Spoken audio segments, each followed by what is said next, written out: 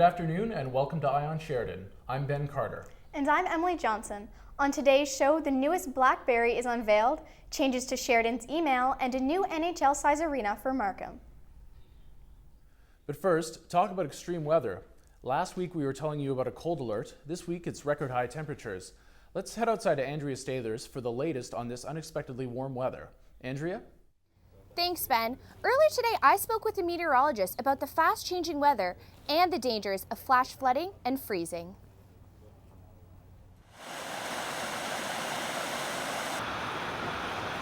Well, in the winter, we normally see fluctuations in temperatures across southern Ontario. That's just how our weather is in the winter.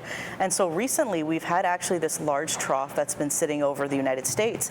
And what that's done is open up all that warm, moist air to be coming up from the south, from the Gulf, and it's been flooding into our region, which is why we've had record-breaking temperatures right across southern Ontario. So how are Sheridan students coping? I think we're expecting plus 12, so it's a big change. I'm sure my body's not going to react well, but it's weather, we gotta live up with it. Well, I feel as if it shouldn't be raining in January and it should be snowing, even though I'm dressed in this. I still wouldn't mind the snow. But yeah, I kind of like it. I like how warm it is. I know it's so different for January, but change is nice. These rapidly changing weather patterns aren't just an inconvenience. They can be dangerous. Rivers and streams are overflowing, and that can be a hazard, especially for children. Halton Conservation has even issued a flood warning, but there can be things that you can do to stay safe. Well, one thing you can do is be prepared. So make sure you have everything in your vehicle that you could need to cope with the weather. So make sure there's an umbrella in your car, make sure you have a shovel, make sure you have a snow brush. So just in case you run into any of these issues, because in southern Ontario we're used to weather changing very quickly, if you have all of these tools in your vehicle or at your house, you'll be able to cope with whatever the weather throws at you. Experts say temperatures will continue to be unpredictable, but what do we have in store for the short term? Let's head inside to Riley Welch, our local weatherman. Riley? Thanks, Andrea. It's awfully warm and wet out there. Today we hit a high of 14 degrees in Oakville, but the temperature is on its way down. The afternoon will be sitting at 11 degrees, but we'll go back to below zero by tomorrow morning.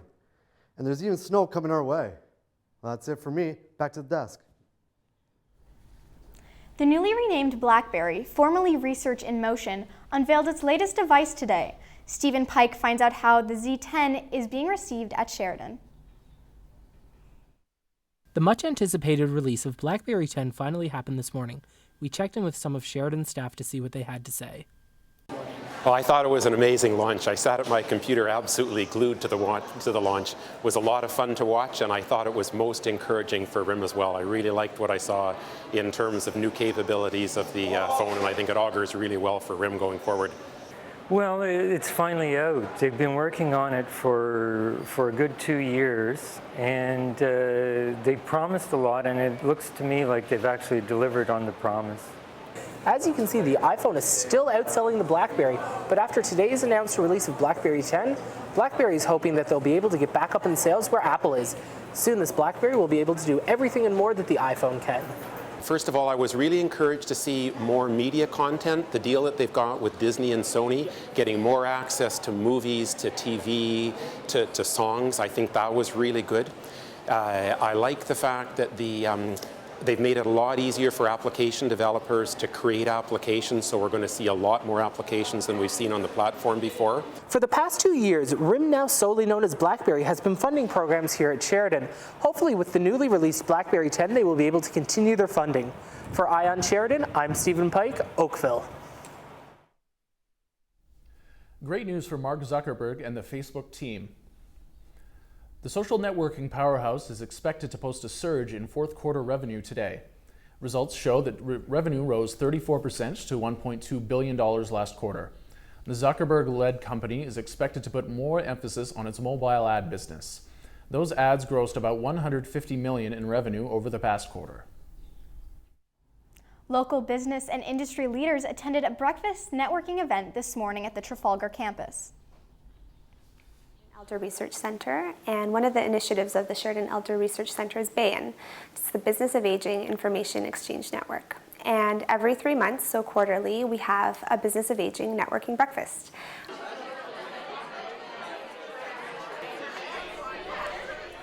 The breakfast began at 8 a.m. and was run in a speed dating format. Each member brought their business cards and promotional materials to hand out. Attendees came to learn more about the maturing market through sharing ideas and resources. The goal is for members to better understand how to connect with elders more effectively and to inspire collaborative business opportunities. There are about 50 members who regularly attend these events. Sheridan's Student Union Board of Directors is in the midst of a shakeup. 2 members have left and no moves have been made to replace them. Student Union President Emma Alguire had this to say.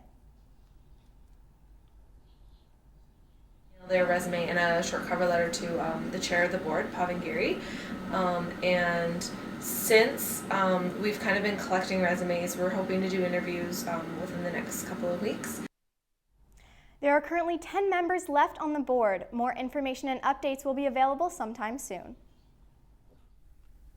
Alberta Premier Alison Redford and Ontario Premier-to-be Kathleen Wynne met up today to discuss problems each province could face this year. Redford said the meeting was a great way for them to find common economic ground. Economic growth was the major issue discussed, with a focus on Canadian doctors' fees. Ontario already settled a new agreement with its doctors in early December, and Redford is currently trying to get a new contract with Alberta's physicians. She suggested talks with the doctors could affect whether the province brings back health premiums. 3 former Toronto mayors are urging Rob Ford to reconsider the proposed casino in downtown Toronto. They warn that the revenue generated will likely fall short of expectations. A letter signed by former mayors David Crombie, John Sewell, and Art Eglinton warns Ford of increased crime, traffic jams, and social welfare costs that often come with casinos. The letter also states that for every $1 in benefits from a casino, there is a cost of at least $3 to the city. The city recently wrapped up a series of meetings regarding the proposed casino, and feedback will be presented to the Mayor's Executive Committee in March. A new NHL-sized arena is coming to the city of Markham. Town Council voted in favor of a $325 million plan to build the facility. Last night's meeting included more than 500 area residents. After 7 hours, the result was a 7-6 vote against a motion that would cancel the plans to build the new stadium. Half of the funds to build will be coming from the private sector and the other half from new development charges and future revenue. The big controversy? Markham residents believe the funding should come solely from the private sector. Important news for Toyota owners. The automaker is again recalling more vehicles. The recall will include 157,000 vehicles, more than 140,000 Corolla and Matrix cars, and nearly 17,000 Lexus IS models are part of the recall. Toyota says that concerns with the Corolla and Matrix airbags and Lexus window wipers are the reasoning behind the move. The company is eager to put this behind them and move ahead with sales growth in Asia and in the U.S. A 3-alarm fire forced residents out of a Yonge Street high-rise early this morning. Officials responded to a call just after 5 a.m. after a water main break caused a hydrovault fire. TTC buses were brought in to provide shelter as firefighters battled the blaze. Occupants are being forced to leave the building as hydro crews repair the damage. Tenants are being offered temporary shelter if they don't have another place to stay. The Halton Regional Police Service is introducing crime mapping to allow the public to track where crimes are committed. The new technology combines geographic information systems with police calls to create a map. The public can access the data at haltonpolice.ca. It displays the general area of the crime, but not specific locations. Information regarding sex offenses will not be displayed, as that information is not made public. A Calgary psychiatrist faces a sentencing hearing today. Dr. Aubrey Levin was convicted of sexually assaulting 3 male patients. The Crown wants him to serve up to 7 years behind bars. Prosecutors say he violated his position of trust with his patients. Levin originally faced charges involving 9 different men. Rescue efforts continue in Quebec, where a landslide has trapped 2 quarry workers. Police and firefighters responded to a call from the quarry located near Montreal yesterday morning. The workers' trucks were swept into the nearly 100-meter pit when the unstable ground at the site gave way. One man managed to dig his way free, but the search continues for a man and a woman. Weather conditions may interfere with rescue attempts, as freezing rain is expected throughout the day. Prime Minister Stephen Harper dismisses claims by the Green Party that the government plans to fold Environment Canada into the Natural Resources Department. Harper claims it's misinformation, but wouldn't rule out plans to combine the two departments. Green Party leader Elizabeth May says credible sources within the government told her party of the merger plans. Some controversy after $1 million was spent flying armored cars to India to protect Prime Minister Stephen Harper. India's Director of Conflict Management said an armored vehicle was offered to the Prime Minister. It was deemed insufficient after a threat assessment, even though it's been used by several world leaders. The Conservative government is defending the decision, saying the RCMP determined there were no suitable vehicles available. An update on a story we told you about last week. Oakville resident Sarah Taylor was using social media to try and find a donor for her husband Keith, and it worked. Keith, who suffered from panbronchiolitis, found a donor and received a double lung transplant yesterday. Sarah last updated the Facebook page stating that the surgery went well and Keith is currently resting in ICU. Patients seeking lung transplant may also be able to receive a donation from heavy smokers. An American study indicates people that received lungs from those who smoked heavily had similar rates of survival to those who received lungs from non-smokers. Recipients of lungs from smokers also had comparable levels of lung function and similar rates of death from cancer. Researchers at Johns Hopkins University have developed a new method for filtering tweets on Twitter. An app called Germ Tracker pinpoints the location of the tweeter and displays it on a map. This new method displays real-time, accurate information as people are tweeting about it. Institutions are using this data to better prepare public health workers. Later in the show, we have the latest on tornadoes that are ripping through south of the border. And news that will make you want to get those penny rollers out ASAP. Stay tuned.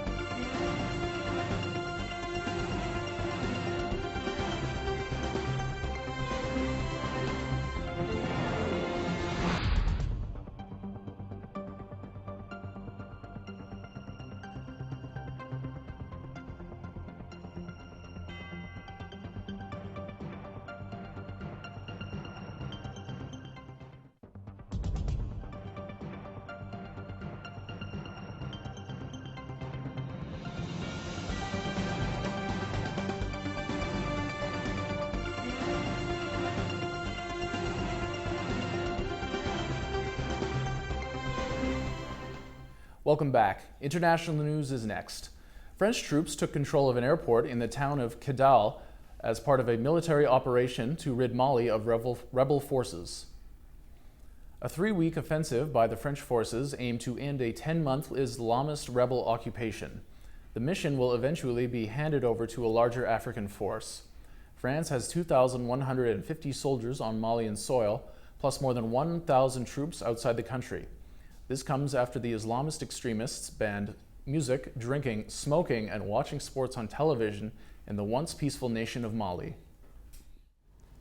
Malala Yousafzai, the Pakistani girl shot for promoting women's education, will be getting a replacement skull. Doctors at Birmingham's Queen Elizabeth Hospital have created a custom-made plate for the 15-year-old girl who was shot in the head by the Taliban. The 2-week process involves pressuring a flat sheet of titanium over a replica skull. The plate would form over the wounds and fit perfectly to Malala's skull. Canada is donating another $25 million to help about 700,000 Syrian refugees who are fleeing Syria to escape the civil war. The money is helping provide food, water, shelter, medical care, and safety. This donation now brings Canada's contributions to $48 million, but that's nothing compared to the $1.5 billion the United Nations wants to deliver. South Korea successfully launched a satellite into space today. This comes a couple weeks after their neighbor to the north completed a similar mission. The rocket made its blast from a launch point in the southwestern village of Gohung.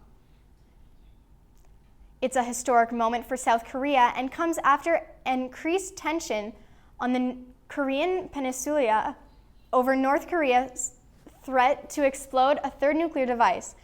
The South's goal is to advance its space program and establish its position as a global technological powerhouse. Officials expect to know whether the satellite is operating on Thursday. According to police, 3 people were shot at an office complex in Phoenix, Arizona over an hour ago. A suspect entered the building near 16th Street and Glendale Avenue. Police believe the shooter left the building after the incident. The building is being evacuated and the victims rushed to hospital. The suspect may be on the loose. Not much else is known at this time, but more details are to come. Neighbors have identified the shooter from yesterday's bus shooting as a 65-year-old Jimmy Lee Dykes. Police rushed to the scene after a man fatally shot a bus driver, abducted a child, then barricaded himself in a bunker near his Alabama home. According to media reports, law enforcement officials continue to negotiate with the man. It's believed the child is with the gunman. Officials in Washington state are searching for an expert on marijuana. Hopefuls met today with the Liquor Control Board to find out more about the position. They're looking for someone who knows everything from how to grow the plant to how to make the best brownies. The drug was legalized last fall, and officials are looking for enthusiasts who can help develop regulations. Coming up, we have the latest in sports and entertainment. And you won't want to miss out on what's happening with this wacky weather. Stay tuned.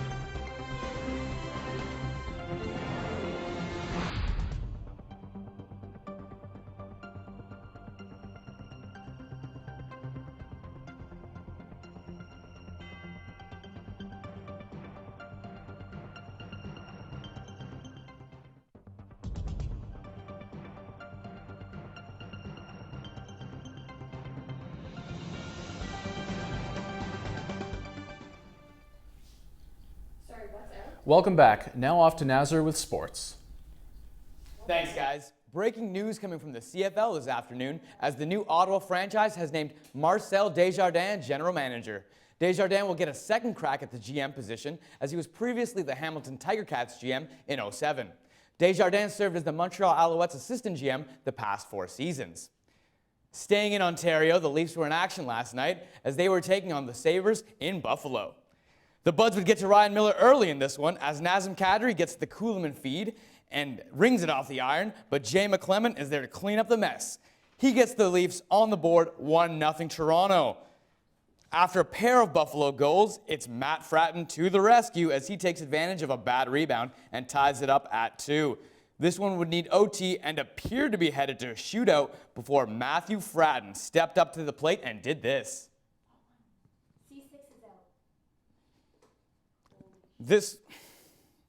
Who needs Joffrey Lupul anyway, right? With 1.5 seconds left, the Marlies called up, nets the game winner, 4-3 Toronto. Alex Rodriguez is denying reports following the allegations of buying human growth hormones and other performance-enhancing substances from a Miami clinic ran by Anthony Bosch. The Miami New Times newspaper reported a list of MLB players, including newly acquired Melky Cabrera of the Toronto Blue Jays. There are new reports that if the MLB does suspend Rodriguez, the New York Yankees will plan to void the remaining 5-year, $114 million contract. Super Bowl Media Day kicked off yesterday with more banned substance talk rearing its ugly head. A Sports Illustrated report came out accusing Baltimore Ravens linebacker Ray Lewis of requesting deer antler spray and pills. The product contains IGF-1, which is a banned substance in the NFL.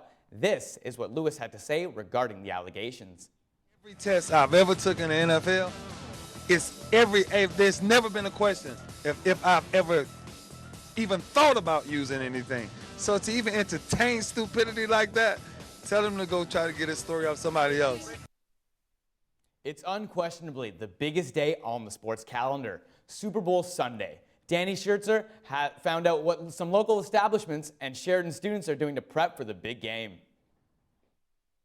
The Super Bowl is probably the top 5 event for a sports bar like Monahan's. It's up there with, believe it or not, St. Patty's Day, which might be our biggest day. It's really good for business. Well, finding out how many people you'd have would be a big deal. Seeing what they want and catering to their likes would be another thing. Food preference, like what kind of pizza they want and wings and stuff like that. Chicken wings, I think, are huge.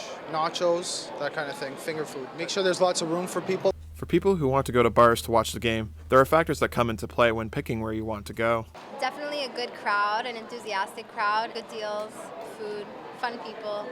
In what is sure to be a great game, the San Francisco 49ers will take on the Baltimore Ravens at Super Bowl 47 in New Orleans. Remember, please drink responsibly and call a cab. For On Sheridan, I'm Danny Schertzer. Toronto Raptors will be in action tonight on the hardwood as they take on the Atlanta Hawks.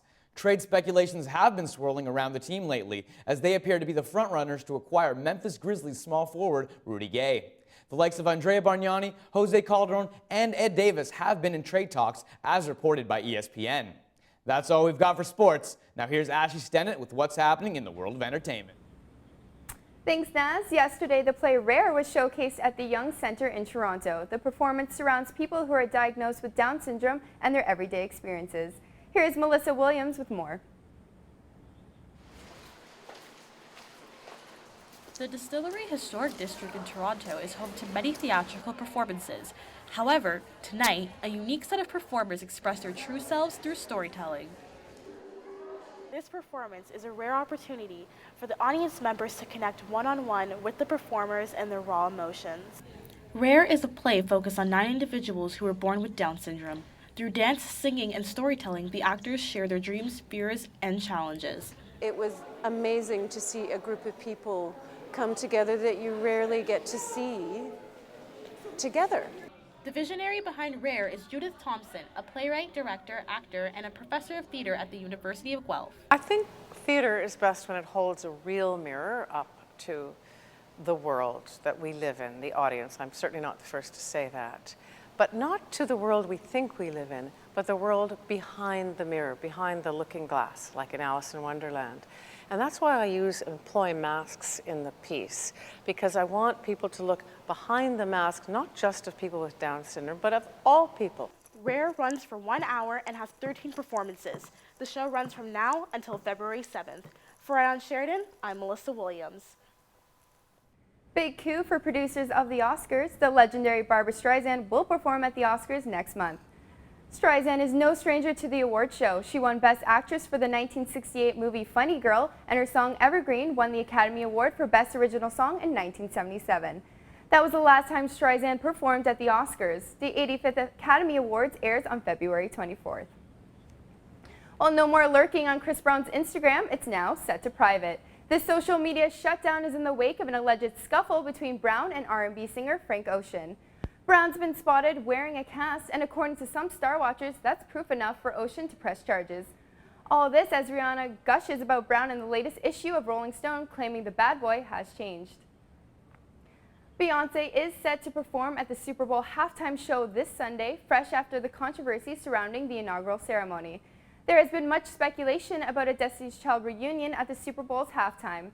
Destiny's Child member Michelle Williams denied the reports when she spoke to reporters earlier this week, insisting she would be appearing in the theater production Fella on the same night.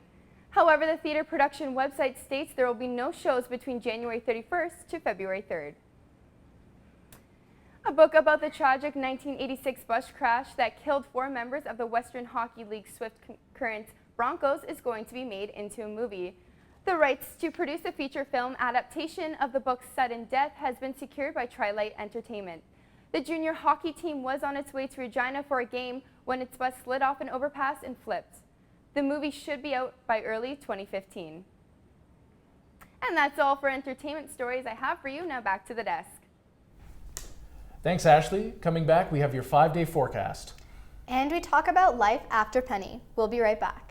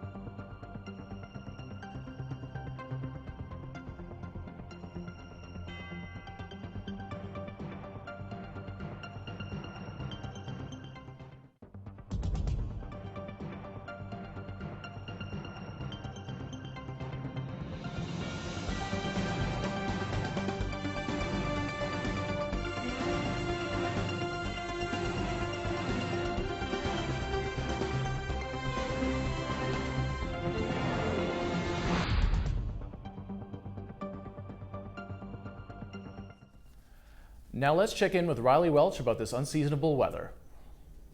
Thanks, guys. It's been a wacky couple days here in Oakville. If you look right behind me, it is wet and it's warm. That's not good. Now let's hit to the 5-day forecast. Thursday's a high of 0 but a low of -5 with some flurries, by the way. Friday we'll have some clouds and a high of 5 and a low of 8. Over the weekend now, Saturday we'll have a high of 7 and a low of 9 with some partly clouds. Sunday will be scattered flurries with a high of 3 and a low of -7. But last but certainly not least, Monday will be a high of 2 and a low of 8. That is your 5-day forecast. That's it for weather. Back to you guys at the desk. As the dreaded date of the penny's demise quickly approaches, businesses prepare for life after the 1-cent coin. February 4th will be the last day the Royal Canadian Mint will distribute pennies. Businesses will then be required to either round up or down to the nearest nickel value when accepting cash. Credit or debit users will not be affected. Pennies can still be used for purchases, but not for values exceeding 25 cents. So, are you going to miss the penny? I feel like I will. It's always nice when you find one. Yeah, they won't be as special anymore. Or maybe they'll be more special. They make fantastic projectiles. That too. When you really need to get that point across. All right, that's all the time we have for On Sheridan. I'm Ben Carter. And I'm Emily Johnson. Have a wonderful afternoon.